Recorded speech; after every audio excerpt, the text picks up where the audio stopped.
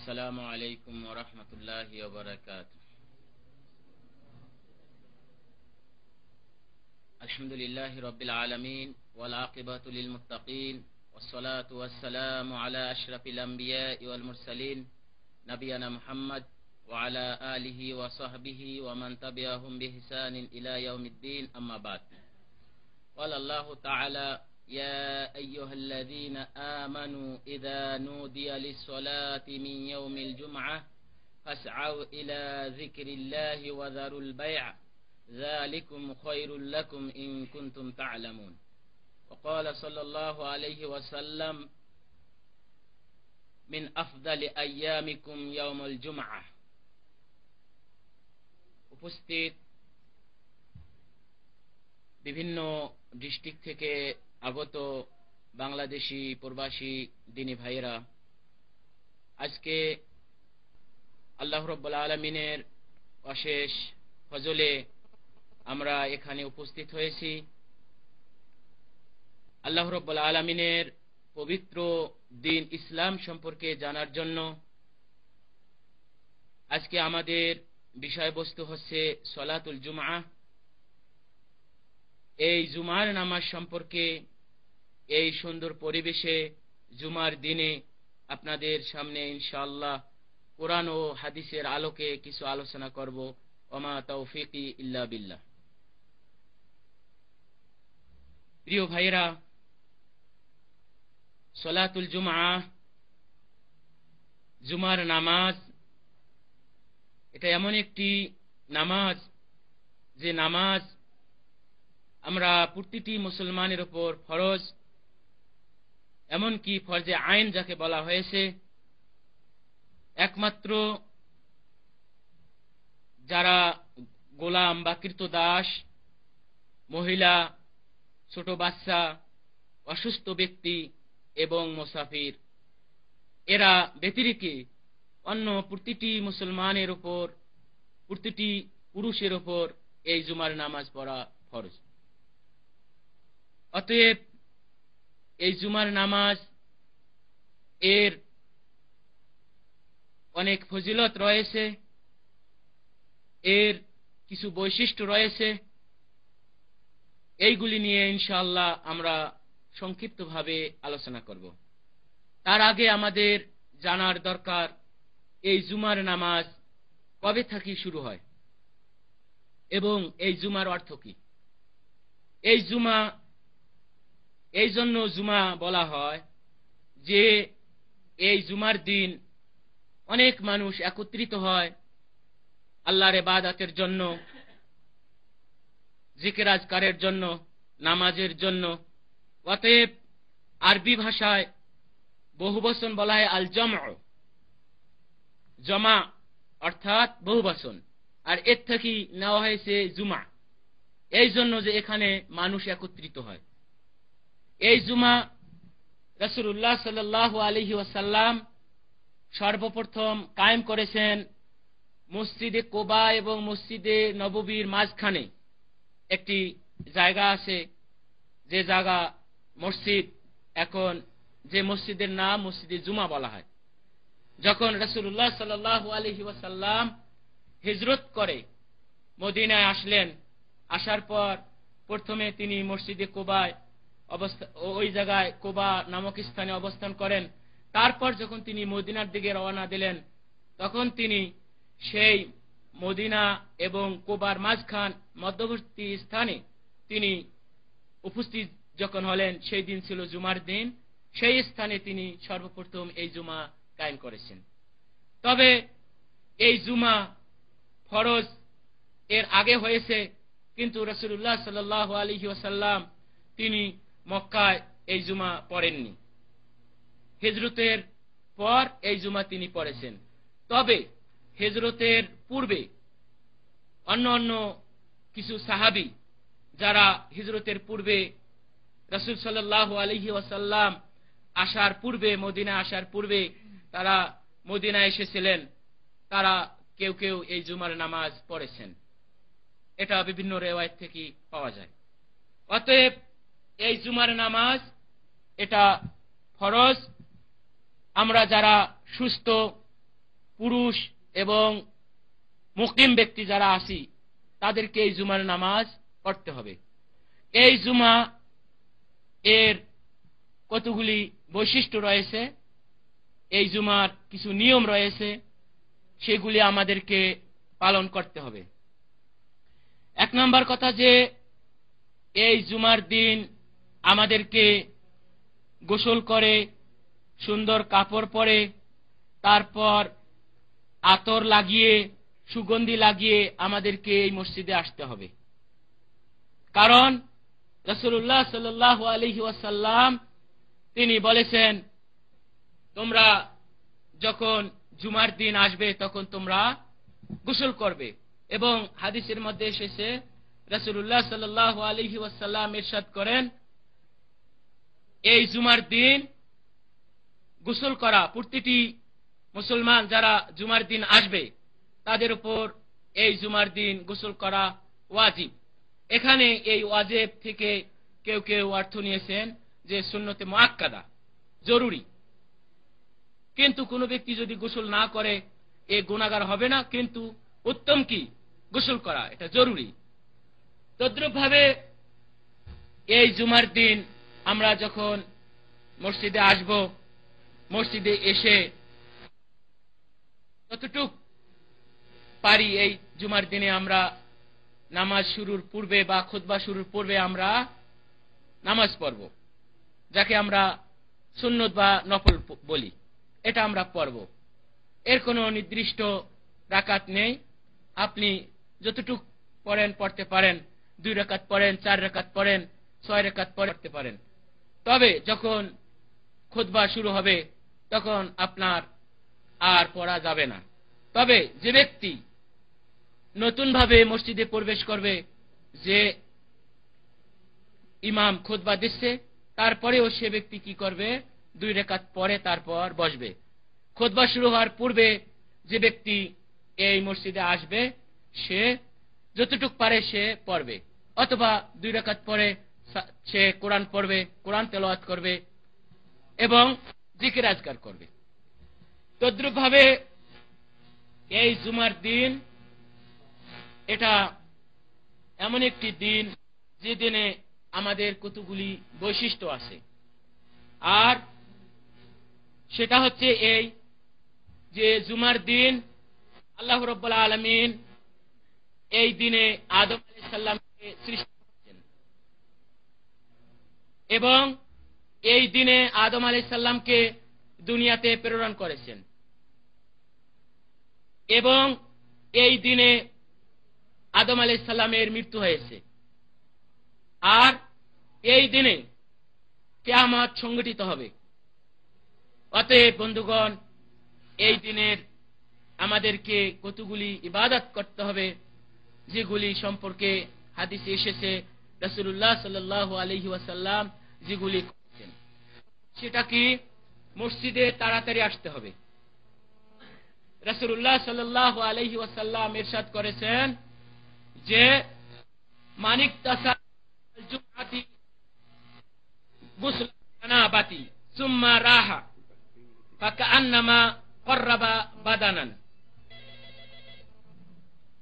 ওয়ামান রাহা ফিস সাআতি সানিয়াতি ফাকান্নামা ক্বাররাবা বাকারান ওয়ামান রাহা ফিস সাআতি সালিসাতি ফাকান্নামা ক্বাররাবা আকরান ওয়ামান রাহা ফিস সাআতি রাবিআতি ফাকান্নামা ক্বাররাবা দাজাজাতান ওয়ামান রাহা ফিস সাআতিল খামিসাতি ফাকান্নামা ক্বাররাবা বাইদাতান ফাইজা খরাজাল ইমাম হাজারাতিল মালাইকা ইস্তামিউনা আয-যিকর। রাহু মুসলিম।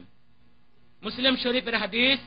রাসূলুল্লাহ সাল্লাল্লাহু আলাইহি ওয়াসাল্লাম ইরশাদ করেন, যে ব্যক্তি ফরজ গোসলের ন্যায় জুমার দিন গোসল করবে এবং মসজিদে আসবে, সর্বপ্রথম যে ব্যক্তি মসজিদে প্রবেশ করবে সে ব্যক্তি একটি উট কুরবানির সওয়াব পাবে।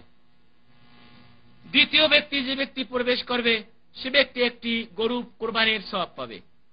তৃতীয় ব্যক্তি যে ব্যক্তি প্রবেশ করবে সে ব্যক্তি একটি সেই খাসি বা বকরি জবাইয়ের, সেই শিংওয়ালা বকরি জবাইয়ের কি পাবে, সে সওয়াব পাবে, কোরবানির সওয়াব পাবে।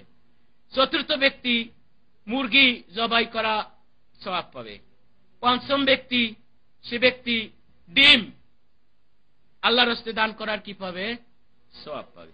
অতএব তারপর যখন ইমাম খুতবা দেওয়া শুরু করবেন, মেম্বারে উঠলেন, তখন আল্লাহর ফেরেশতাগণ তখন এই দপ্তর বন্ধ করে তারা খুতবা শোনার জন্য বসে। এর আরো কতগুলি বৈশিষ্ট্য রয়েছে, যেমন এই জুমার দিন রাসূলুল্লাহ সাল্লাল্লাহু আলাইহি ওয়াসাল্লাম ইরশাদ করেছেন যে ফাআকসিরু আস-সালাহ, তোমরা এই জুমার দিনে আমার উপর বেশি বেশি করে দরুদ পড়ো। অতএব আমরা এই জুমার দিনে বেশি বেশি করে রাসূল সাল্লাল্লাহু আলাইহি ওয়াসাল্লাম দরুদ পড়ব।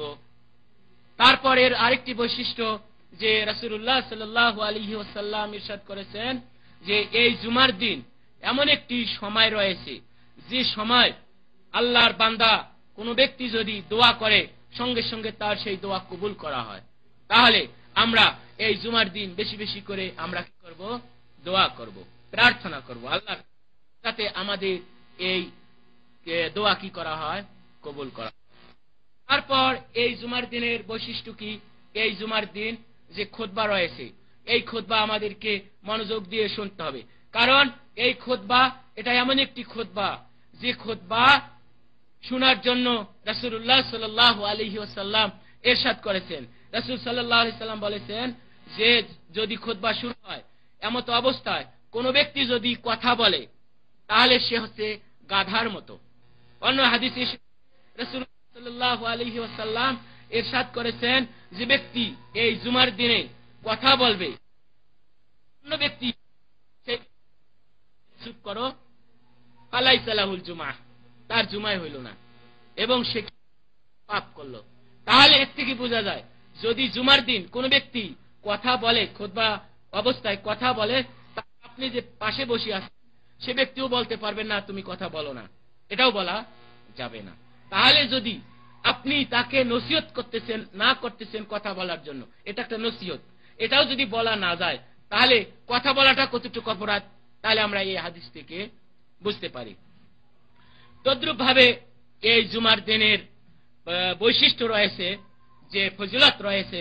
রাসূলুল্লাহ সাল্লাল্লাহু আলাইহি ওয়াসাল্লাম ইরশাদ করেন যে মান ক্বরাআ সূরাতাল কাহফ ইয়াউমাল জুমআতি, যে ব্যক্তি এই জুমার দিনে সূরা কাহফ পড়বে সেই ব্যক্তির পায়ের নিচ থেকে আসমান পর্যন্ত নূরে ভরপুর করে দেওয়া হবে। এমনকি এই নূর ইউদিউ বিহি ইয়াউমাল কিয়ামা, কিয়ামতের দিন এই নূর কি সেই চমকিতে থাকবে। এই নূর কিয়ামতের দিন তার সেই চতুর্দিকে আলোকিত করে দেবে। অতএব বন্ধুগণ, এই জুমার দিনে আমাদেরকে কি করতে হবে?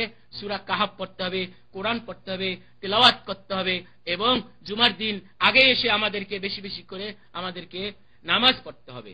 তদ্রূপ ভাবে এই জুমার দিনের আরো কতগুলি বৈশিষ্ট্য রয়েছে, যে রাসূলুল্লাহ সাল্লাল্লাহু আলাইহি ওয়াসাল্লাম বলেছেন যে তোমরা যখন এই জুমার দিনে যাবে, যাওয়ার সাথে সাথে তোমরা 2 রাকাত দুখুলুল মসজিদ পড়বে, এই 2 রাকাত না পড়ে বসা যাবে না।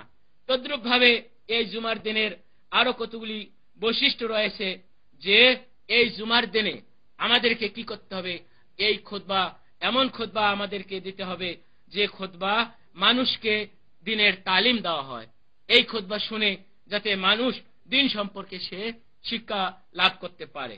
তদ্রূপ ভাবে এই জুমার দিনের আরো কতগুলি বৈশিষ্ট্য আছে, যে এই জুমার দিন ইমাম সে ইচ্ছা করলে কোন খুতবা অবস্থায় কোন মুসল্লির সঙ্গে সে যদি মুক্তাদির সঙ্গে কথা বলতে চায় সে কথা বলতে পারবে।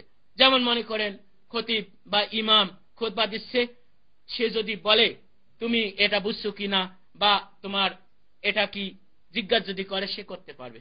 কিন্তু পরস্পর আপোষে কোনো মুক্তাদি কথা বলতে পারবে না। ইমাম যদি কোনো মুক্তাদির সঙ্গে কথা বলে সে বলতে পারবে, কিন্তু এমনি কোনো ব্যক্তি কথা বলতে পারবে না।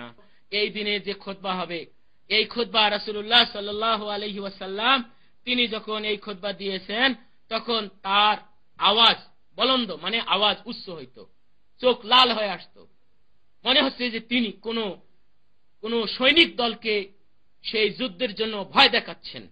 অতএব এই খুতবা সেটা হবে মানুষকে বোঝার জন্য, এবং এমন খুতবা হবে যে সেই খুতবা যাতে মানুষ কি করতে পারে, বুঝতে পারে। খতিব যখন মসজিদে প্রবেশ করবে, মেম্বারে যখন দাঁড়াবে, দাঁড়িয়ে যখন সে প্রথমে বসে যাবে, তারপর মেম্বারে বসিয়ে সে কি করবে, বা মেম্বারে দাঁড়িয়ে সে কি করবে, মুক্তাদিদেরকে লক্ষ্য করে সালাম দেবে। সালাম দিয়ে তারপর সে পড়বে। তারপর যখন আজান হবে তখন সে খুতবা শুরু করবে।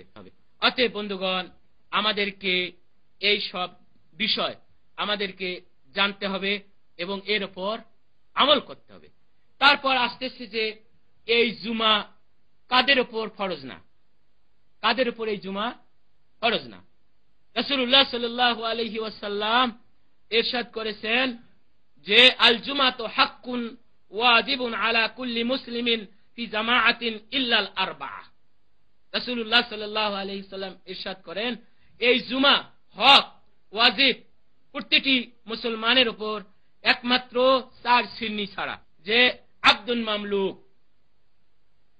যে গোলাম বা কৃতদাস, আও ইমরাআতিন 2 নম্বর মহিলা, আও সাবিয়েন 3 নম্বর যারা ছোট ছোট শিশু, ছোট ছোট বাচ্চা, আরেকটিকে আও মারিদিন, যে অসুস্থ ব্যক্তি। অন্য এক হাদিসে এসেছে লাইসা আলাল মুসাফিরি জুমআতুন। রাসূলুল্লাহ সাল্লাল্লাহু আলাইহি সাল্লাম ইরশাদ করেছেন, মুসাফির ব্যক্তিদের উপর কি নাই, জুমা নেই। অতএব মুসাফিরের উপর জুমা ওয়াজিব না। তাহলে কয় শ্রেণী পাওয়া যাচ্ছে? 5 শ্রেণী। এই 5 শ্রেণী ছাড়া প্রত্যেকের উপর এই জুমা ফরজে আইন, এই জুমা পড়তে হবে। তদ্রূপ ভাবে এই জুমা এর ফজিলত এবং এর বৈশিষ্ট্যের মধ্যে রয়েছে যে আল্লাহ রাব্বুল আলামিন মুমিনদেরকে লক্ষ্য করে বলেন, ইয়া আইয়ুহাল্লাযীনা আমানু, হে মুমিনগণ, ইযা নুদিয়া লিস-সালাতি মিন ইয়াউমিল জুমআহ ফাসআউ ইলা যিকরিল্লাহ ওয়া যারুল বাই'আ। হে মুমিনগণ, যখন জুমার দিনের নামাজের আযান দেওয়া হবে তখন তোমরা আল্লাহর জিকিরের জন্য, নামাজের জন্য মসজিদে দৌড়িয়ে আসো। ওয়া যারুল বাই'আ, ব্যবসা বাণিজ্য ত্যাগ করো। যালিকুম খায়রুল লাকুম ইন কুনতুম তা'লামুন, তোমরা যদি জানো যে এর মধ্যেই কি আছে, তোমাদের জন্য মঙ্গল রয়েছে, কল্যাণ রয়েছে। এবং রাসূলুল্লাহ সাল্লাল্লাহু আলাইহি ওয়াসাল্লাম ইরশাদ করেছেন, মিন আফজালি আইয়ামিকুম ইয়াউমাল জুমআহ, তোমাদের সবচেয়ে উত্তম দিন হচ্ছে কি? জুমার দিন। এমন কি ঈদের যে আমাদের 2টি দিন আছে তার চেয়ে এই জুমার দিন কি উত্তম। এখন প্রশ্ন আসে যে জুমার দিন উত্তম না আরাফার দিন উত্তম? এ ব্যাপারে ইখতিলাফ। কেউ বলেছে যে জুমার দিন কি উত্তম আরাফার দিনের চেয়ে, আর কেউ বলেছেন যে না, আরাফার দিন জুমার দিন থেকে কি উত্তম। অতএব হাদিসের মধ্যে আমরা যেটা পাই, রাসূলুল্লাহ সাল্লাল্লাহু আলাইহি সাল্লাম যেটা বলেছেন, মিন আফদালি আইয়ামিকুম ইয়াউমুল জুমআহ, সবচেয়ে উত্তম দিন তোমাদের দিন হচ্ছে কি? জুমার দিন। অতএব বন্ধুগণ, এই জুমার দিন যাতে করে আমরা এই ঘুম পাড়িয়ে নষ্ট না করি। অনেক রয়েছেন, অনেক ভাই যে এই জুমার দিন তাদের ছুটি থাকে, তারা এই জুমার দিনে কি করে? সারা রাত তাস খেলে, সারা রাত সিনেমা দেখে, সারা রাত ধরে তারা ফিল্ম দেখে এবং ঘুমিয়ে জুমার দিন তারা কি করে? আসে না। অথচ এটা একটি সাহিক ঈদের দিন। যখন সাহাবীরা তারা হিজরত করে যখন মদিনায় আসলেন, আসার পর দেখতে পেলেন যে ইহুদিরা তারা একটা দিন পালন করতেছে, নাসারারা আর একটা দিন পালন করতেছে, কেউ শনিবার পালন করতেছে, একত্রিত হয়ে ইবাদত করে, কেউ রবিবার একত্রিত হয়ে ইবাদত করে। তখন সাহাবীরা কি করলেন? তারা এই দিনে, জুমার দিনে একত্রিত হয়ে তারা কি করলেন? নামাজ পড়া শুরু করলেন। অতএব বুঝা গেল এই জুমার দিন আমাদেরকে কি করতে হবে? একত্রিত হয়ে আমাদেরকে নামাজ পড়তে হবে এবং আল্লাহর ইবাদত করতে হবে। এই দিনের যে ফজিলত, যে আল্লাহ রাব্বুল আলামিন এই দিনে যখন আযান দেওয়া হবে তখন এই ব্যবসা বাণিজ্য আপনার বন্ধ করতে বলেছেন, ব্যবসা বাণিজ্য ত্যাগ করে এই জুমার নামাজের জন্য আসতে বলেছেন। অতএব বন্ধুগণ, এই জুমার যথেষ্ট ফজিলত রয়েছে। এই জুমার দিন যদি আমরা না আসি, তাহলে কি এর যদি কোনো ব্যক্তি জুমার দিন না আসে, সে সম্পর্কে রাসূলুল্লাহ সাল্লাল্লাহু আলাইহি ওয়াসাল্লাম ইরশাদ করেছেন, কোন ব্যক্তি যদি অলসতা করে 3 দিন এই জুমার দিন ত্যাগ করে, তাহলে আল্লাহ রাব্বুল আলামিন তার অন্তরের মধ্যে সেই জাহেলিয়াতের অথবা সেই মুনাফিকের খতম মেরে দেবে। অতএব বন্ধুগণ, অন্য এক হাদিসে এসেছে যে রাসূলুল্লাহ সাল্লাল্লাহু আলাইহি ওয়াসাল্লাম ইরশাদ করেন যে আমার ইচ্ছা হয় যে ব্যক্তি জুমায় উপস্থিত হয়নি, আমি কাউকে আদেশ করি সে জুমার নামাজ পড়াক, আর আমি গিয়ে তাদের বাড়ি ঘর আমি জ্বালিয়ে দেই, যারা কি হয়নি, জুমাতে শরীক হয়নি। কিন্তু রাসূলুল্লাহ সাল্লাল্লাহু আলাইহি ওয়াসাল্লাম এটা করেননি, এই জন্য যে এই বাড়িতে কি আছে, মহিলা আছে, ছোট ছোট বাচ্চা আছে, যাদের উপর কিনা এই জুমা ওয়াজিব না। বন্ধুগণ, আমরা এই আলোচনা থেকে আমরা বুঝতে পারলাম যে এই জুমার কতটুকু গুরুত্ব, এই জুমার কতটুকু ফজিলত, এবং এই দিনের কারণ এই দিনে কিয়ামত সংঘটিত হবে। রাসূল সাল্লাল্লাহু আলাইহি ওয়াসাল্লামের সাহাবীগণ যখন এই দিন আসতো, তারা ভয়ে ভীত হইতো, তারা তাড়াতাড়ি করে গোসল করে মসজিদে যাইতেন, কারণ এই দিনে কি হবে, কিয়ামত সংঘটিত হবে। যে জানি না, হতে পারে আজকে কিয়ামত হতে পারে, কারণ আজকে কিসের দিন, জুমার দিন। অতএব আজকে আমরা এই জুমার দিনে জুমা সম্পর্কে আমরা আলোচনা করলাম, সংক্ষিপ্ত আলোচনা করলাম। আপনারা এই আলোচনার উপর আমল করবেন। এই আলোচনাগুলি আপনারা যদি আমল করেন, আপনারা যদি এই জুমার দিন সুন্দর পোশাক পরিধান করে সুন্দরভাবে মসজিদে এসে যদি আপনারা নামাজ পড়েন, সেখানে আল্লাহর জিকির আজকার করেন, তাহলে যদি আমরা সেই সময়টুকু পেয়ে যাই যে সময়টুকুর কথা রাসূলুল্লাহ সাল্লাল্লাহু আলাইহি ওয়াসাল্লাম বলেছেন যে এই দিনে এমন একটি সময় রয়েছে, ওই সময় যদি কোনো ব্যক্তি দোয়া করে, তাহলে তার দোয়া কি করা হয়, কবুল করা হয়। অতএব বন্ধুগণ, এই জুমার দিন এটা হচ্ছে সাপ্তাহিক ঈদের দিন। এই দিন আমাদেরকে আসতে হবে, তাড়াতাড়ি এসে এই দিনে আমাদেরকে নামাজ পড়তে হবে, দোয়া আজকার করতে হবে, এবং রাসূল সাল্লাল্লাহু আলাইহি ওয়াসাল্লামের উপর বেশি বেশি করে দরুদ পড়তে হবে। এই দিনে রাসূল সাল্লাল্লাহু আলাইহি ওয়াসাল্লাম তার উপর দরুদ পড়তে, বেশি করে দরুদ পড়তে বলেছেন। আমি এই বলে শেষ করছি।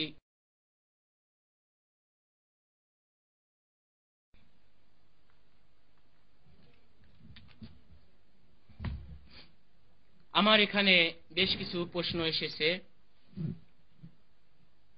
একটি প্রশ্ন, জুমার খুতবার উদ্দেশ্য কি?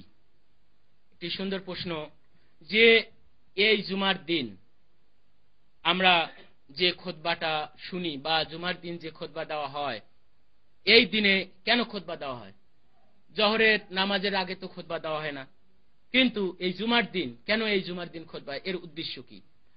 এই দিনের বা এই জুমার খুতবা এর যথেষ্ট উদ্দেশ্য রয়েছে, বা এর অনেক উদ্দেশ্য রয়েছে। 1 নাম্বার উদ্দেশ্য যে এই খুতবাটি হচ্ছে একটি তালিমের ব্যবস্থা, একটা শিক্ষার ব্যবস্থা, যে মানুষ যেরকম মাদ্রাসায় যায়, স্কুলে যায়, কলেজে যায়, শিক্ষা গ্রহণ করে, তদ্রূপভাবে আমাদের জন্য আমাদের নবী মুহাম্মদুর রাসূলুল্লাহ সাল্লাল্লাহু আলাইহি ওয়াসাল্লাম সাপ্তাহিক একটি এই শিক্ষার ব্যবস্থা করেছেন, আর সেটা কি, এই খুতবার মাধ্যমে। আজকে যদি এই খুতবার যে উদ্দেশ্য, আমরা যদি প্রত্যেকে এই খুতবার উদ্দেশ্য পালন করতাম, আমাদের দেশে যদি আলেম ওলামারা তারা খুতবার উদ্দেশ্য যদি পালন করতেন, তাহলে আমাদের সমাজের মধ্যে দিন সম্পর্কে এত অজ্ঞ থাকতো না, মূর্খ থাকতো না, আমাদের মধ্যে এত মূর্খতা থাকতো না। কারণ এই দিন শিক্ষার একটি মাধ্যম হচ্ছে এই খুতবা। এই জুমার দিন যে খুতবা দেওয়া হবে, সেই খুতবা কিভাবে দেওয়া হবে? সর্বপ্রথম এই খুতবার মধ্যে আল্লাহর প্রশংসা করা হবে, তার একত্ববাদের স্বীকৃতি দেওয়া হবে, রাসূলুল্লাহ সাল্লাল্লাহু আলাইহি ওয়াসাল্লামের উপর দরুদ পড়া হবে, এবং রাসূলুল্লাহ সাল্লাল্লাহু আলাইহি ওয়াসাল্লামের রিসালাতের সাক্ষ্য দেওয়া হবে। এই খুতবার মধ্যে 2-1টি কোরআনের আয়াত তেলাওয়াত করা হবে। এই খুতবার মধ্যে 2-1টি হাদিস পড়া হবে। তারপর সেইটি নিয়ে মানুষের সামনে ব্যাখ্যা বিশ্লেষণ করে বোঝানো হবে। এটাই হচ্ছে খুতবার উদ্দেশ্য। তাহলে বোঝা গেল, যদি মাসে 4টি খুতবা যদি মানুষকে বোঝানো হয়, বৎসরে কয়টি খুতবা হচ্ছে? 48টি।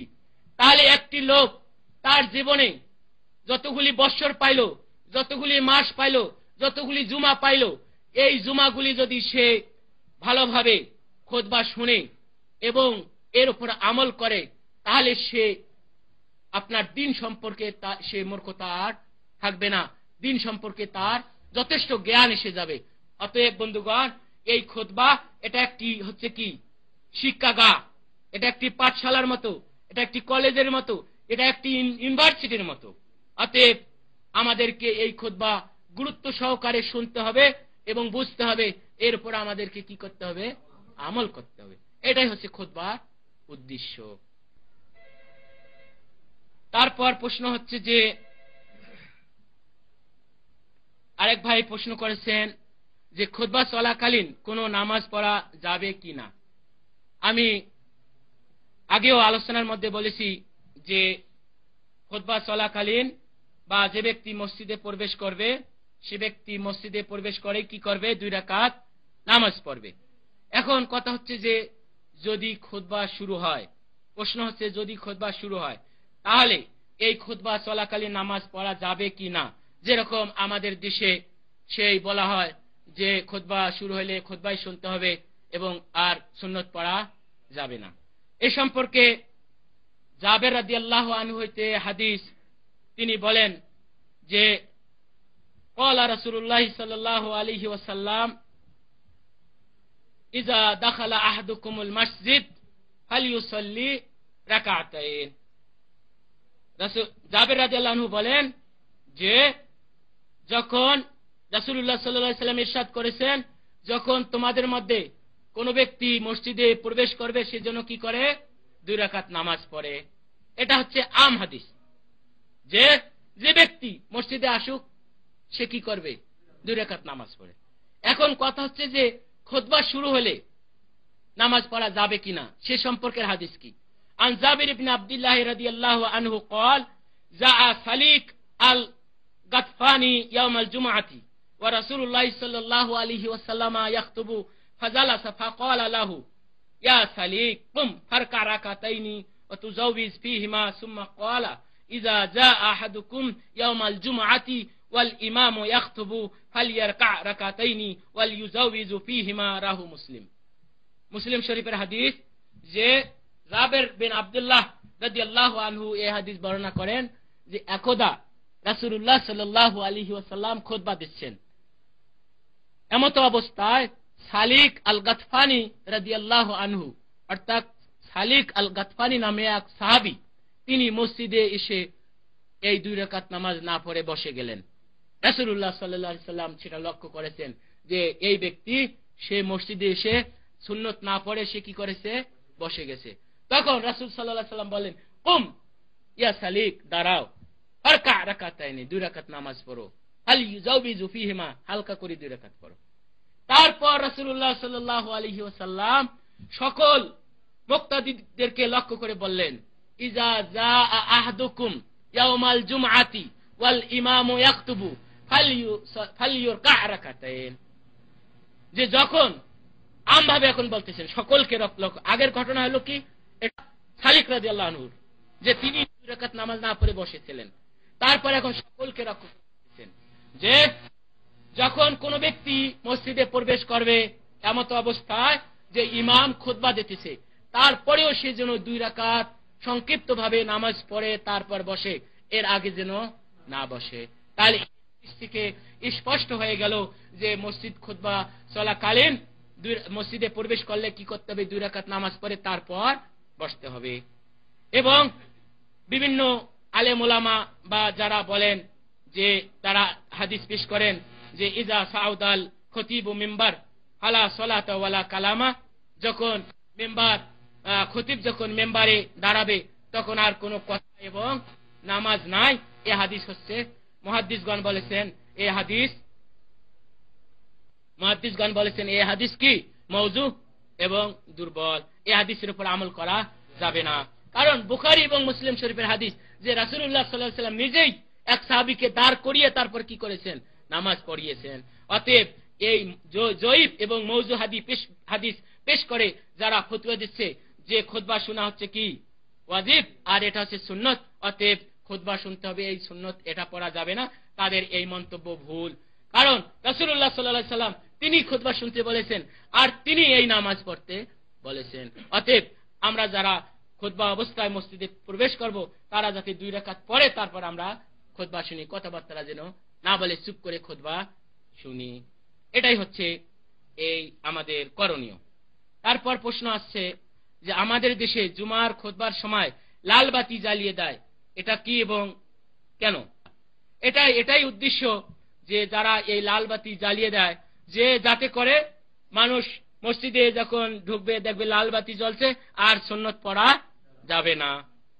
তবে এখন যদি কেউ বলে সৌদি আরবে তো কি করা হয়, লাল বাতি জ্বালা হয়, কিন্তু সৌদি আরবে লাল বাতি জ্বালার উদ্দেশ্য হচ্ছে কি যে এটা মাইক আপনার যে বাহিরের যে আওয়াজ এটা আছে কিনা, বাহিরের আওয়াজ ঠিক আছে কিনা, এই জন্য এরা বাতি জ্বালায়। যে এখন যে মাইকে খতিব খুতবা দিতেছে এই মাইক ঠিক আছে কিনা এই বাতিতে তারা বুঝতে পারতেছে যে সামনে বসে আছে। এটা মুক্তাদিদেরকে সতর্কর জন্য না। আর আমাদের দেশে যেটা লাল বাতি জ্বালা হয় সেটা মুক্তাদিদেরকে সতর্ক করার কারণে, এই জন্য যে এখন লাল বাতি জ্বলছে এখন আর খুতবা পড়া না, এখন আর সুন্নত পড়া যাবে না। এই হচ্ছে এটার পার্থক্য। অতএব এই ধরনের লাল বাতি নীল বাতি জ্বালিয়ে দিয়ে মানুষকে সুন্নত থেকে বিরত রাখা এটা হাদিসের বরখেলাপ। এরপর আরেকটি প্রশ্ন আসছে যে জুমার খুতবা কি শুধু আরবি ভাষায় দিতে হবে না অন্য কোনো ভাষায় দিলে চলবে?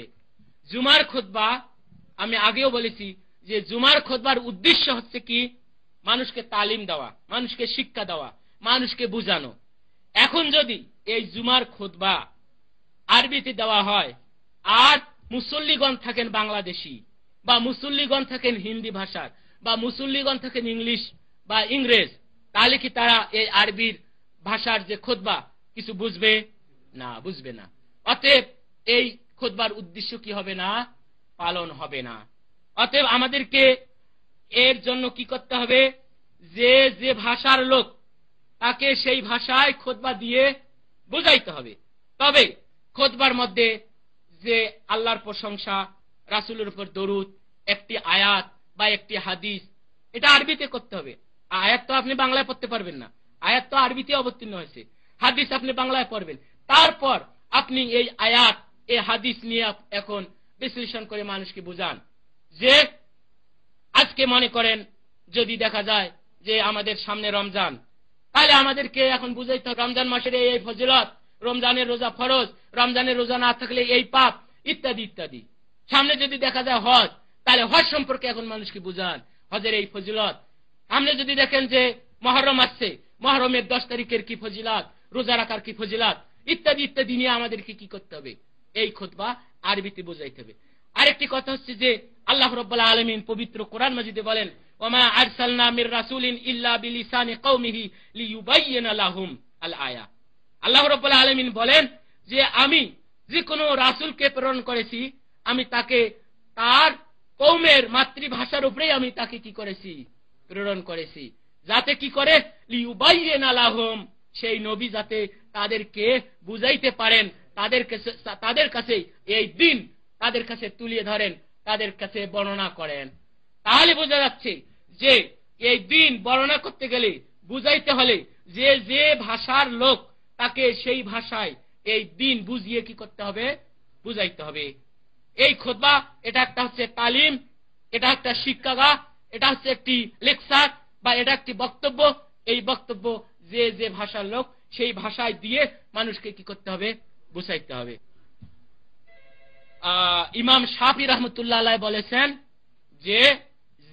যে ভাষার লোক সেই ভাষায় খুতবা দেওয়া ওয়াজিব। ইমাম শাফি কি বলেছেন, যে ভাষার লোক সেই ভাষায় খুতবা দেওয়া কি ওয়াজিব। কারণ যদি আপনি হন বাংলাদেশি আর খুতবা হয় আরবিতে। মনে করেন আজকে আমরা সৌদি আরবে আছি, এখানে বিভিন্ন মসজিদে আরবিতে খুতবা দেওয়া হয়। আমার মনে হয়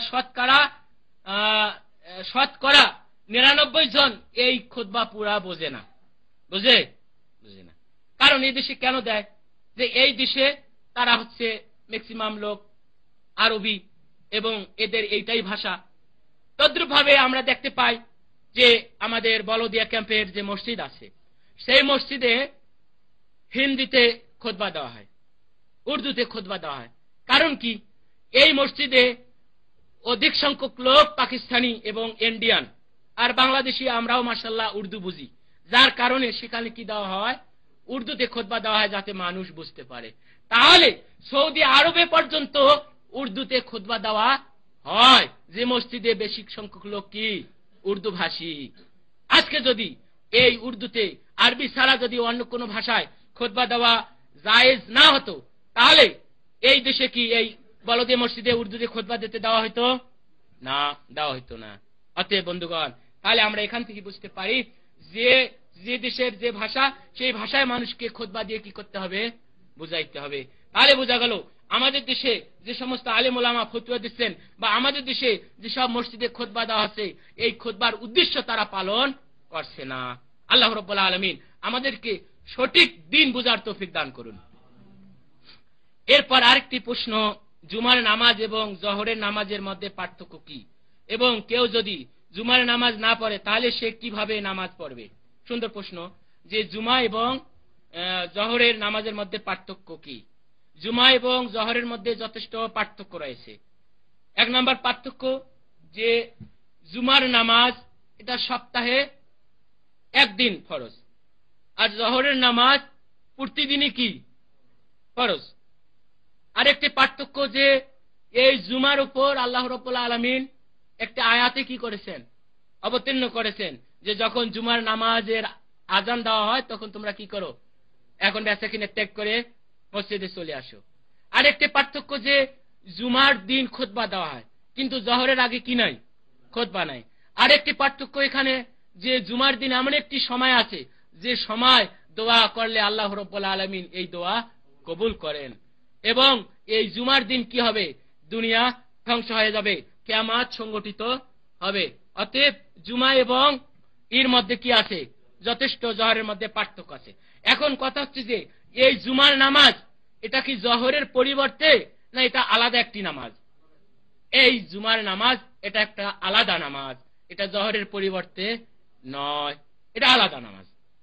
এবং এটা আমাদের এমনও কি, এটা কসর না, আমরা যে 2 রাকাত পড়ি এটা কসর না, এটা 2 রাকাতেই কি করা হয়েছে, ফরজ করা হয়েছে। তদ্রুপ ভাবে কোন ব্যক্তি যদি জুমার নামাজ যদি সে পড়তে না পারে কোন কারণবশত, যে এগুলি কারণের কথা বলা হয়েছে, সে ব্যক্তি কি পড়বে, জোহরের 4 রাকাত পড়বে। সে আর এই 2 রাকাত জুমা পড়বে তা নয়। আর যদি এটা জুমা যদি জোহরের পরিবর্তে হইতো, তাহলে জুমা না পড়লে কি করত, ওই 2 রাকাতেই পড়া লাগতো, কিন্তু এটা একটা আলাদা একটা কি নামাজ। অতএব জুমা শেষ, আর সে জুমা পড়তে পারবে না। জুমা যদি হয়ে যায় তাহলে অন্য লোক এসে আর কি পড়তে পারবে না, জুমা পড়তে পারবে না।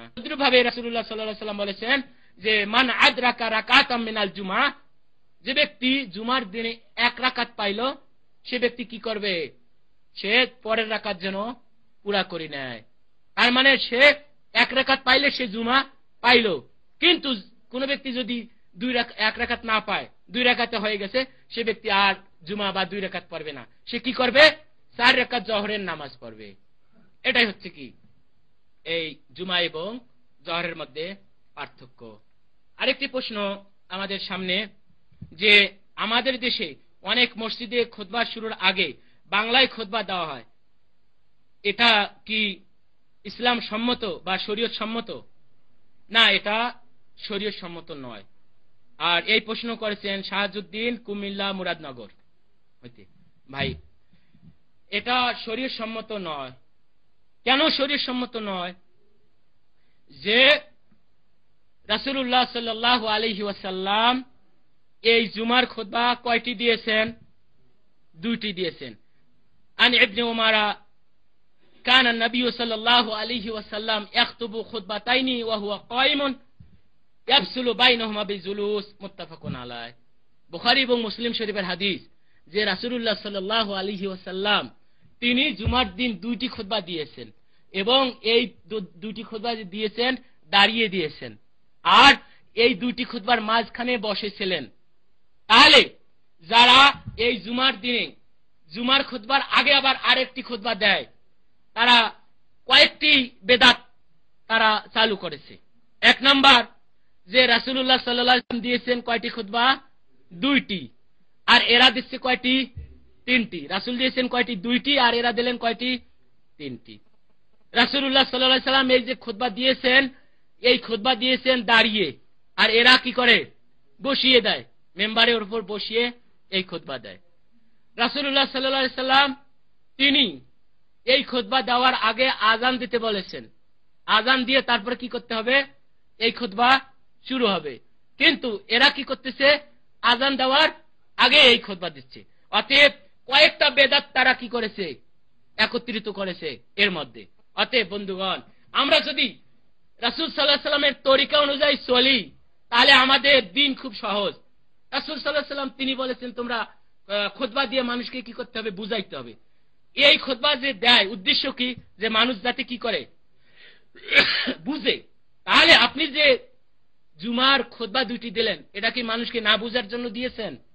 তাহলে এটাই তো বোঝা যায় যে জুমার দিনের যে দুইটি খুতবা, এই দুইটি খুতবা দেওয়ার জন্য, কারণ তারা বুঝবে না। এর মধ্যে আরবিতে দেওয়া হয় যাতে মানুষ না বোঝে, আর তার আগে আরেকটা খুতবা দিয়ে কি করতে হবে? মানুষকে বুঝাইতে হবে। তাহলে আপনি নিজে একটা নতুন দিন তৈরি করে নিলেন। এটা হচ্ছে আরেকটি বেদাত। অতএব এই খুতবা দুটিই হবে, এবং রাসূলুল্লাহ সাল্লাল্লাহু আলাইহি ওয়াসাল্লাম যেভাবে করেছেন, যেভাবে দিয়েছেন সেভাবেই হবে। আর এই খুতবা আপনার যে ভাষার লোক সেই ভাষাই হবে, মানুষকে বোঝানো হবে। এর জন্য আবার নতুন করে আরেকটা খুতবা দিয়ে মানুষকে বোঝানো, আর পরের যেটা আসল খুতবা সেটা আরবিতে দিয়ে মানুষ যাতে না বোঝে, না। অতএব এটা হাদিসের কি বরখেলাপ। এরপরে আরেকটি প্রশ্ন আমাদের এখানে এসেছে যে কেউ যদি ইচ্ছাকৃতভাবে জুমার নামাজ ত্যাগ করে, তার হুকুম কি? বন্ধুগণ, আমি আলোচনার মধ্যে আলোচনা করেছি যে কোন ব্যক্তি যদি এই জুমার নামাজ না পড়ে, তার রাসূলুল্লাহ সাল্লাল্লাহু আলাইহি ওয়াসাল্লাম তার জন্য অনেক শাস্তির কথা তিনি বলেছেন। এবং ইবনে মাসউদ রাদিয়াল্লাহু আনহু হইতে হাদিস বর্ণিত, তিনি বলেন যে ক্বালা রাসূলুল্লাহ সাল্লাল্লাহু আলাইহি ওয়াসাল্লাম লিকাওমিন ইয়াতাখাল্লাফুনা আনিল জুমআহ লাকাদ হামামতু আন আমুরা রাজুলান ইউসাল্লি বিন নাস সুম্মা উহরিকু আলা রিজালিন ইয়াতাখাল্লাফুনা আনিল জুমআতি বুয়ুতাহুম, রাওয়াহু মুসলিম। মুসলিম শরীফের হাদিস যে রাসূলুল্লাহ সাল্লাল্লাহু আলাইহি ওয়াসাল্লাম বলেন যে আমার ইচ্ছা হয় যে ব্যক্তি জুমার দিনে উপস্থিত হয়নি নামাজের জন্য, আমি অন্য এক ব্যক্তিকে আদেশ করি সে ব্যক্তি জুমার নামাজ পড়াক, আর আমি কি করি? বাড়ি বাড়ি গিয়ে খুঁজি কোন ব্যক্তি জুমায় উপস্থিত হয়নি, ওই ব্যক্তিকে তার ঘর সহকারে আমি তাকে জ্বালিয়ে পুড়িয়ে দেই। কিন্তু রাসূলুল্লাহ সাল্লাল্লাহু আলাইহি ওয়াসাল্লাম করেননি। কি জন্য? যে এটা এই জুমার দিন আপনার মহিলাদের উপর কিনা বাচ্চাদের উপর কিনা ফরজ না জুমার নামাজ। এই বাড়িতে ছোট ছোট বাচ্চা আছে, শিশু আছে, মহিলা আছে, অসুস্থ আছে, যার কারণে রাসূলুল্লাহ সাল্লাল্লাহু আলাইহি ওয়াসাল্লাম এটা করেননি। অতএব এখান থেকে বোঝা গেল জুমার দিন যদি কোনো ব্যক্তি জুমার নামাজ ত্যাগ করে, তার কতটুক ভয়ানক শাস্তির কথা রাসূলুল্লাহ সাল্লাল্লাহু আলাইহি ওয়াসাল্লাম বলেছেন। অনেক হাদিসে আমরা পাই যে ক্বালা রাসূলুল্লাহ সাল্লাল্লাহু আলাইহি ওয়াসাল্লাম মান তারাকা সালাসা জুমআতিন তাহুনান বিহা তাবা আল্লাহু আলা কলবিহি। এই হাদিস আবু দাউদ, নাসাই এবং ইবনে মাজাহ, তিরমিজি বিভিন্ন হাদিস শরীফের মধ্যে এসেছে। রাসূলুল্লাহ সাল্লাল্লাহু আলাইহি ওয়াসাল্লাম বলেছেন, কোন ব্যক্তি যদি ইচ্ছাকৃতভাবে অলসতাভাবে 3 জুমা যদি বাদ দেয়, তাহলে আল্লাহ রাব্বুল আলামিন তার অন্তরের মধ্যে নিফাকের মোহর, সিলমোহর কি করেন? মেরে দেন। তাকে গোমরাহ, জাহেলিয়াতের, দলালার সিলমোহর তার অন্তরের মধ্যে কি করে দেন? মেরে দেন। অতএব বন্ধুগণ, আমরা সুস্থ অবস্থায় বা উযর ছাড়া এই জুমা যাতে আমরা কি না করি? ত্যাগ না করি। আর যাদের উপর এই জুমা বলা হয়েছে, যারা ত্যাগ করতে পারে, যাদের ওজর আছে, তারা এটা করতে পারে। এরপর আমাদের আরেকটি প্রশ্ন, জুমার খুতবা বসে দিলে চলবে কিনা? যে কোনো ব্যক্তি যদি এই জুমার খুতবা বসিয়ে দেয় তাহলে এই খুতবা হবে কিনা? না, এটা সুন্নতের বরখেলাফ, এটা হবে না। কারণ ইবনে উমরের হাদিস যে কানা নবী সাল্লাল্লাহু আলাইহি ওয়াসাল্লাম ইয়াকতুবু খুতবাতাইনি ওয়া হুয়া কায়িমুন ইয়াফসিলু বাইনাহুমা বিজুলুস, মুত্তাফাকুন আলাইহি। বুখারী এবং মুসলিম শরীফের হাদিস যে ইবনে উমর বলেন যে রাসূলুল্লাহ সাল্লাল্লাহু আলাইহি ওয়াসাল্লাম তিনি দাঁড়িয়ে দুইটি খুতবা দিয়েছেন এবং এই দুই খুতবার মাঝখানে বসেছিলেন। তাহলে বোঝা গেল যে বসিয়ে এই খুতবা দেওয়া যাবে না। তারপর আরেকটি প্রশ্ন আমাদের এখানে এসেছে যে জুমার নামাজে মেয়েরা আসতে পারবে কি না? আচ্ছা, এই ব্যাপার আমাদের দেশে বা বিভিন্ন আলেম ওলামারা যারা বলেন বা ফতোয়া দেন যে মহিলারা জুমার দিন মসজিদে আসতে পারবে না বা মসজিদে যাবে না, এটা সম্পূর্ণ কোরআন এবং হাদিসের বিরোধী। কারণ এই মহিলারা তারা এই জুমার দিন আসতে পারবে এ সম্পর্কে হাদিস এবং কোরআন থেকে আমরা যেটা পাই যে যদি কোনো ব্যক্তি মহিলাদেরকে জুমার দিন আসতে যদি না করে তাহলে আল্লাহ রাব্বুল আলামিনের বাণী, আল্লাহ রাব্বুল আলামিন বলেছেন ওমান আযলামু মিম্মান মানআ মাসাজিদাল্লাহি আন ইউযকারা ফিহা ইসমুহু, সবচেয়ে কোন ব্যক্তি বড় জালেম হইতে পারে? ওই ব্যক্তি হইতে যে মানুষকে মসজিদে আসার থেকে নিষেধ করে। আন ইউযকারা ফিহা ইসমুহু, যে মসজিদে আল্লাহর নাম নেওয়া হয় বা আল্লাহর জিকির করা হয়, নামাজ পড়া, নামাজটা হচ্ছে সবচেয়ে বড় জিকির। তাহলে এই আয়াত থেকে বোঝা যায় কোন ব্যক্তি যদি কাউকে নিষেধ করে মসজিদে যাওয়ার থেকে তাহলে সবচেয়ে সে কি বড় জালেম। তাহলে মহিলাও মানুষের মধ্যে, সে মহিলা হোক আর পুরুষ হোক, যদি কাউকে মহিলাকে নিষেধ করে তাহলে এই আয়াতের ওয়াইদের মধ্যে, শাস্তির মধ্যে সে ব্যক্তি কি হলো? পড়ে গেল। অতএব মহিলাদেরকে নিষেধ করা যাবে না। মহিলা যদি আসে তাহলে সে আসতে পারে, কারণ রাসূলুল্লাহ সাল্লাল্লাহু আলাইহি সাল্লাম ইরশাদ করেছেন লা তামনাউ মা আল্লাহি আন মাসাজিদিল্লাহ, তোমরা আল্লাহর বান্দীদেরকে, মহিলাদেরকে মসজিদে আসার থেকে নিষেধ করো না, কিন্তু তাদের বাড়িতে নামাজ পড়া উত্তম মসজিদে আসার চেয়ে, কিন্তু নিষেধ করো না। কারণ নিষেধ করবে না কেন? যদি নিষেধ করে তাহলে ওই আয়াতের বরখেলাফ হইল যে আল্লাহ বলেছেন যে সবচেয়ে বড় জালেম ওই ব্যক্তি যে মানুষকে মসজিদে আসার থেকে কি করে? বিরত রাখে। তাহলে বোঝা গেল যে মহিলাদেরকে নিষেধ করা যাবে না, মহিলা মসজিদে আসতে পারবে, কিন্তু শর্ত হচ্ছে এই, সে তার স্বামীর অনুমতি নিয়ে এবং পর্দার সহিত, এবং সে সুগন্ধি ব্যবহার করবে না। পুরুষরা যেরকম মসজিদে আসবে সুগন্ধি ব্যবহার করবে, কিন্তু মহিলারা তা করবে না। তারা পর্দার সহিত তারা আসবে, এসে নামাজ পড়ে তারা চলে যাবে। কোনো ভিড়ের মধ্যে বা কোনো দলাদলি বা চিল্লাচিল্লি বা কারোর সঙ্গে কথাবার্তা ইত্যাদি চলবে না। হাসান বাসরি রাদিয়াল্লাহু আনহু বলেন যে রাসূলুল্লাহ সাল্লাল্লাহু আলাইহি ওয়াসাল্লামের জামানায় মুহাজিরদের মেয়েরা তারা মসজিদে এসে রাসূলুল্লাহ সাল্লাল্লাহু আলাইহি ওয়াসাল্লামের সাথে জামাতের সহিত তারা জুমার নামাজ পড়ত। তাহলে যেহেতু রাসূলুল্লাহ সাল্লাল্লাহু আলাইহি ওয়াসাল্লামের যুগে জুমার নামাজ মহিলারা জামাতের সহিত পড়েছে, এখনো মাশাআল্লাহ মক্কা মদিনা বিভিন্ন সৌদি আরবের বিভিন্ন মসজিদে আমরা দেখতে পাই, বড় বড় মসজিদে মহিলাদের জন্য নামাজের ব্যবস্থা করে রাখা হয়েছে, আলাদা জায়গা তাদের জন্য তৈরি করে রাখা হয়েছে, সেখানে মহিলারা এসে কি করতেছে? জামাতের শরীক হচ্ছে, নামাজ পড়তেছে। অতএব তারা পড়তে পারবে, তাদেরকে নিষেধ করা যাবে না। যদি নিষেধ করে তাহলে ওই আয়াতের বরখেলাফ হয়ে গেল। কারণ যারা মহিলাদেরকে মসজিদে আসতে নিষেধ করতেছেন, আবার তারা তাদের স্ত্রীদেরকে নিষেধ করে না বাজারে যাইতে, মার্কেটে যাইতে, বিভিন্ন অনুষ্ঠানে যাইতে, সেখানে যাইতে নিষেধ করে না, অথচ মসজিদে সেখানে নামাজ পড়ার জন্য আসবে, সেখানে আসতে কি করে? নিষেধ করে। তখন তাদের ফতোয়া কোথায় থাকে? আল্লাহ রাব্বুল আলামিন আমাদেরকে হেদায়েত করুন যে আমরা সঠিক, আমরা দ্বীনের উপর আমরা যাতে থাকতে পারি, আমরা বুঝতে পারি। আরেকটি প্রশ্ন যে জুমার নামাজের আগে ও পরে কোনো সুনির্দিষ্ট সুন্নত নামাজ আছে কি না? আমাদের দেশে যে একটা রেওয়াজ রয়েছে সেটা হচ্ছে কি যে এই খুতবা শুরু হওয়ার আগে বা নামাজের আগে নির্দিষ্ট কিছু রাকাত সুন্নত আছে। আমরা বলি কি কাবলাল জুমা এত রাকাত বা বাদাল জুমা এত রাকাত, তারপরে অতিরিক্ত সুন্নত এত রাকাত বা আপনার নফল এত রাকাত ইত্যাদি। আমরা একটা মানে নিজে একটা গদ বা একটা হিসাব আমরা তৈরি করে নিয়েছি বা বিভিন্ন বই পুস্তকে আমরা পাই বা সেইগুলির উপর আমরা কি করি, আমল করি। কিন্তু আমাদের দেখতে হবে রাসূলুল্লাহ সাল্লাল্লাহু আলাইহি সাল্লাম তিনি কিভাবে এই নামাজ পড়েছেন।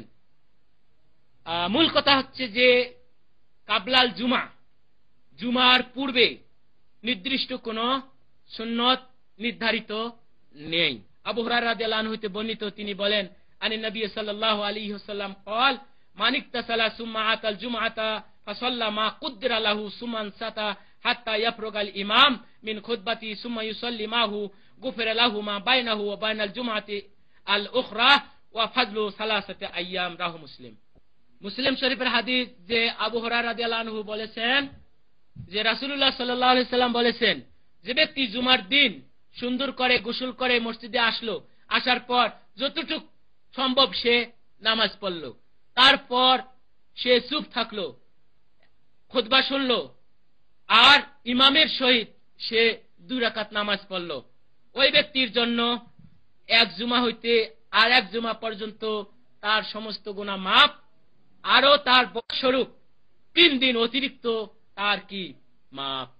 মুসলিম শরীফের হাদিস। তাহলে এই হাদিস থেকে বোঝা যায় যে জুমার পূর্বে আপনি যদি মসজিদে যান, এর কোনো নির্দিষ্ট নাই, 2 রাকাত পারেন, 4 রাকাত পারেন, 6 রাকাত পারেন, 8 রাকাত পারেন, 10 রাকাত পারেন, 20 রাকাত পারেন। কোন ব্যক্তি যদি সকালে চলে যায়, সে পড়তে থাকে, কোনো নিষেধ নাই, পড়তে পারে, কোনো নির্দিষ্ট নাই, হাদিসে কোনো নির্দিষ্ট নাই।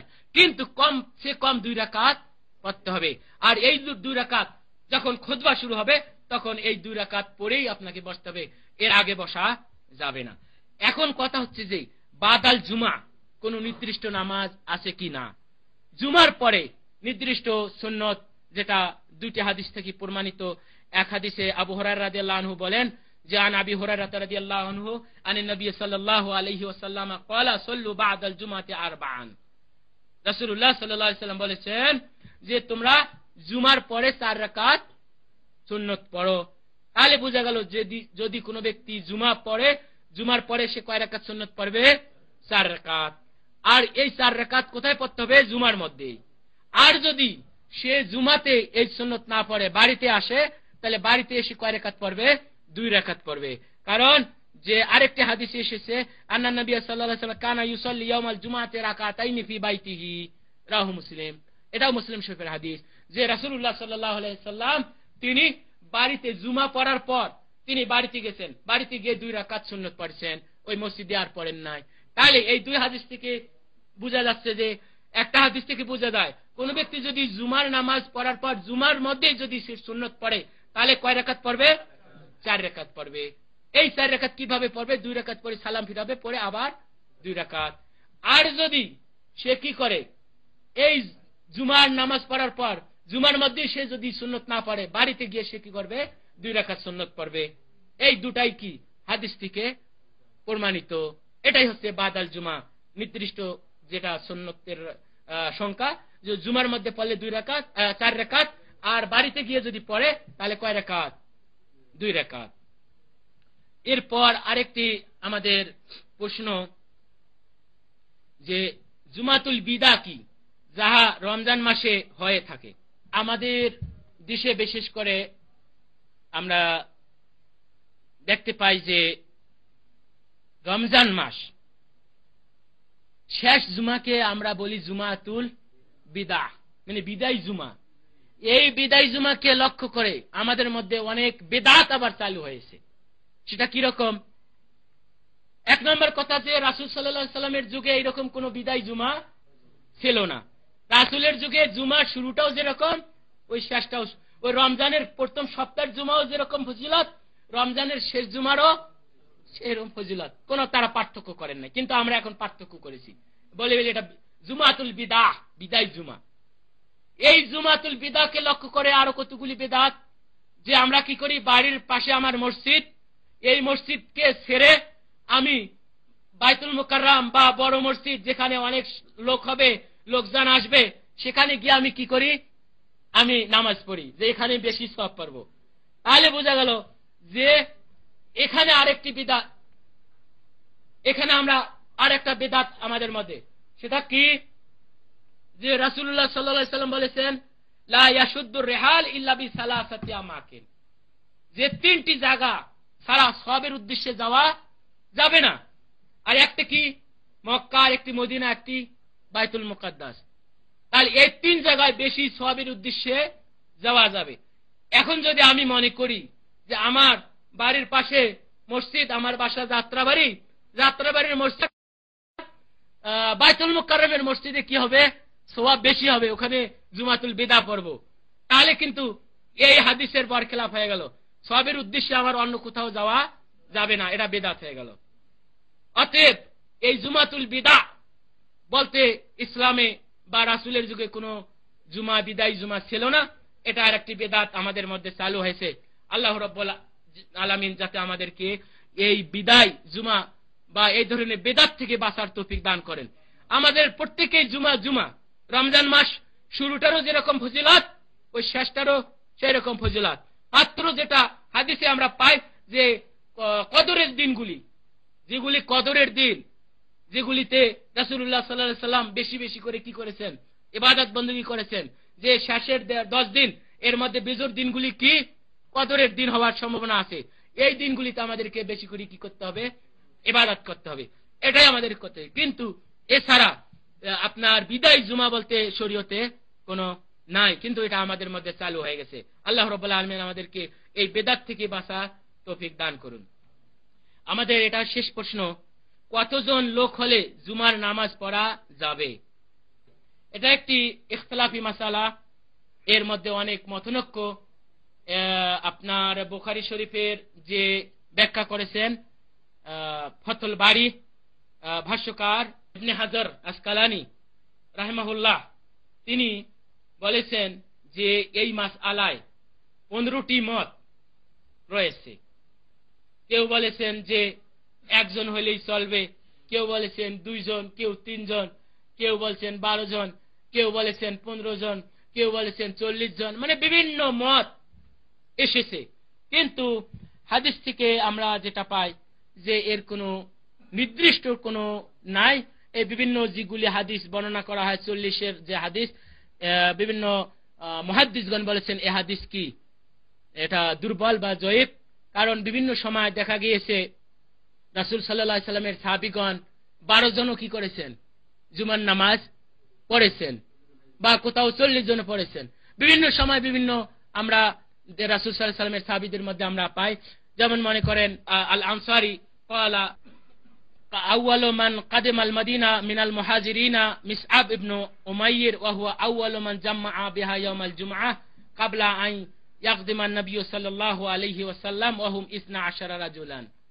যে মাসউদ আল আনসারী, আবু মাসউদ আল আনসারী হইতে হাদিস বর্ণিত, তিনি বলেন মুহাজিরদের মধ্যে সর্বপ্রথম যিনি হিজরত করে মদিনায় এসেছিলেন তিনি কে? মিসআব বিন উমাইর। এই সাহাবী সর্বপ্রথম তিনি কি করেছেন? আপনার রাসূলুল্লাহ সাল্লাল্লাহু আলাইহি সাল্লামের আগেও, রাসূল সাল্লাল্লাহু আলাইহি সাল্লামের আগে তিনি কি করেছেন? মদিনায় হিজরত করে এসেছেন। আর ইনি সর্বপ্রথম কি করেছেন? জুমা এই মদিনার লোকদেরকে নিয়ে, মুসলমানদেরকে নিয়ে তার জুমা পড়েছেন, সংগঠিত করেছেন বা একত্রিত করেছেন। আর তারা কয়জন ছিল? তারা ছিল 12 রাজুলান। কয়জন ছিল? 12 জন। তাহলে বোঝা গেল 12 জনও তারা কি করেছেন? জুমার নামাজ পড়েছেন। আর আমি এর আগেও বলেছি আলোচনার মধ্যে যে এই জুমার নামাজ রাসূলুল্লাহ সাল্লাল্লাহু আলাইহি ওয়াসাল্লাম এই জুমার নামাজ সর্বপ্রথম পড়েছেন কোথায়? তিনি মদিনায় এসে কোবা এবং মদিনার মাঝখানে জুমা মসজিদ যাকে এখন বলা হয়, এখানেই তিনি সর্বপ্রথম জুমা পড়েছেন। কিন্তু সাহাবীরা রাসূলুল্লাহ সাল্লাল্লাহু আলাইহি ওয়াসাল্লামের আগেও কি করেছেন? জুমা পড়েছিলেন। কারণ এই জুমা আগে কি হয়েছে? ফরজ হয়েছে। কিন্তু মক্কায় রাসূলুল্লাহ সাল্লাল্লাহু আলাইহি ওয়াসাল্লাম এই জুমা পড়তে পারেননি, কারণ তখনও এই মানুষকে জুমা পড়ার পরিবেশ রাসূলুল্লাহ সাল্লাল্লাহু আলাইহি ওয়াসাল্লাম সৃষ্টি করতে পারেননি, একত্রিত করতে পারেননি। মুসলমানদের উপর, সাহাবীদের উপর অনেক জুলুম অত্যাচার চলছিল, যার কারণে এই জুমা শুরু করেন মদিনায় এসে। অতএব তদ্রুপ ভাবে বিভিন্ন হাদিস থেকে পাই, কোথাও আসে 40 জন। তাই এর অর্থ এই নয় যে এই 40 জনেই পড়া যাবে, এর কমে পড়া যাবে না। অতএব যদি 3 জন বা 5 জন, যে কোনো, যদি কোনো গ্রামে দেখা যায় যে 3 জন লোক, একজন কি হবে? ইমাম হবে, 2 জন মুক্তাদি হবে, জুমা কায়েম করবে। তদ্রুপ ভাবে এই জুমা কি শুধু শহরেই হবে, গ্রামে করা যাবে কিনা? না, সব স্থানেই কি করতে পারে? এই জুমার নামাজ পড়তে পারে। তারা নির্দিষ্ট একটি জায়গা করে যে এটা আমাদের জুমার নামাজ, বা এটা একটা মসজিদ বানিয়ে তারা কি করবে? সেখানে জুমা নামাজ পড়বে। এটাই হচ্ছে কি আল্লাহু আলাম, এটাই সঠিক। আপনার জুমার নামাজের সুনির্দিষ্ট যে আপনার সংখ্যা, যে এতজন লোক হলে জুমার নামাজ পড়তে পারে, আর এর চেয়ে কম হলে পড়তে পারে না, যেটা আমাদের সমাজের মধ্যে চালু আছে যে 40 জনের কম জুমার নামাজ পড়া যাবে না, এটা সহি নয়। আল্লাহ রাব্বুল আলামিন আমাদেরকে সহি হাদিসের উপর আমল করার তৌফিক দান করুন, এবং আমরা যেগুলি আলোচনা এখানে শুনলাম এর উপর যাতে করে আমরা আমল করতে পারি, আর আমরা বেশি বেশি করে যাতে করে আমরা এই দর্শের মধ্যে উপস্থিত হয়ে এই দিন সম্পর্কে জানতে পারি। আর এই জুমার দিন আল্লাহ রাব্বুল আলামিন আমাদেরকে যে এটা বিশেষ একটি দিন দান করেছেন, আর বিশেষ করে এই জুমার মধ্যে যে একটি খুতবা রয়েছে, এই খুতবা শুনে এর উপর আমল করার তৌফিক দান করুন। আমরা যদি প্রত্যেকে যদি এই জুমার দিনের খুতবাটি যদি আমরা শুনি, তাহলে আমি যারা 40 বছর বাঁচবো, যারা 60 বছর বাঁচবো, যারা 50 বছর বাঁচবো, যারা 70 বছর বাঁচবো, তারা কতগুলি জুমা আমরা পাচ্ছি, কতগুলি আমরা এই আপনার খুতবা পাচ্ছি, এইগুলি যদি আমরা শুনি, তাহলে মনে হয় আমাদের মধ্যে কেউ আপনার দিন সম্পর্কে আর অজ্ঞ থাকবে না, সবাই দিন সম্পর্কে জানতে পারবে। কিন্তু আমাদের সমাজের যে অবস্থা, আমাদের ইমামরা বা আমাদের মুফতিরা বা আমাদের যারা খুতবা দিচ্ছেন, তারা বলতেছেন কি যে বাংলায় খুতবা হবে না, আরবিতেই দিতে হবে। আমার তো মনে হয় যে ব্যক্তি আরবিতে খুতবা দিতেছেন সে নিজেই বোঝে কিনা, অন্যে বোঝা তো দূরের কথা। অতএব এই খুতবার উদ্দেশ্য তারা কি করতেছে না, পালন করতেছে না। আল্লাহ রাব্বুল আলামিন আমাদেরকে এই খুতবার উদ্দেশ্য পালন করে এর উপর আমল করার তৌফিক দান করুন। আকুলু কওলি হাযা আস্তাগফিরুল্লাহ লি ওয়া লাকুম ওয়া লিসাইরিল মুসলিমিন। আসসালামু আলাইকুম ওয়া রাহমাতুল্লাহি ওয়া বারাকাতুহু।